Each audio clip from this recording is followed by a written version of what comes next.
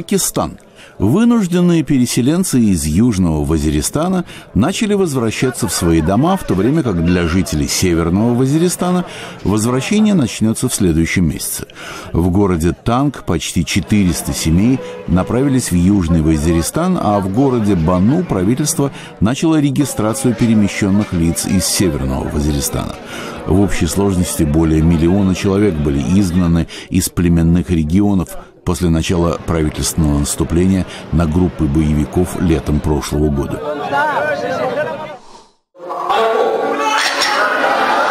Также в Пакистане студенты из медицинского колледжа провинции Хайбер провели однодневное мероприятие, посвященное пуштунской культуре. Программа включала в себя постановку, критически изображавшую обычай свара, при котором девушка отправляется в семью для улаживания кровной мести. По словам организаторов, подобные мероприятия будут проводиться и в других городах.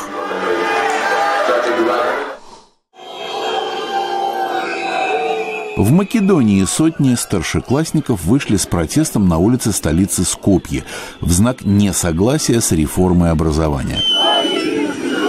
Студенты особенно выступают против требования сдавать дополнительный экзамен, который будет оцениваться со стороны и определит, кто из учащихся перейдет в следующий класс, а кто закончит обучение.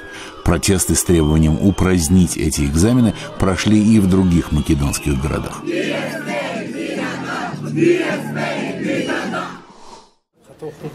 Афганистан. Полиция Кабула заявила, что введет дополнительные меры безопасности во время празднования Навруза, персидского Нового года, приходящегося на ближайшие выходные. Начальник кабульской полиции сказал, что 21 марта, во время празднования первого дня весны, в столице будут приняты меры для предотвращения террористических актов. Талибы, Аль-Каида и другие группы исламистов препятствуют празднованию Навруза, поскольку он возник раньше ислама.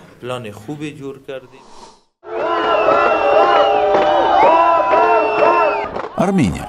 Занятые и уволенные работники химического завода «Наирит» собрались у правительственных учреждений в Ереване, по-прежнему требуя выплаты заработной платы. По словам рабочих, им задолжали эквивалент $10 миллионов.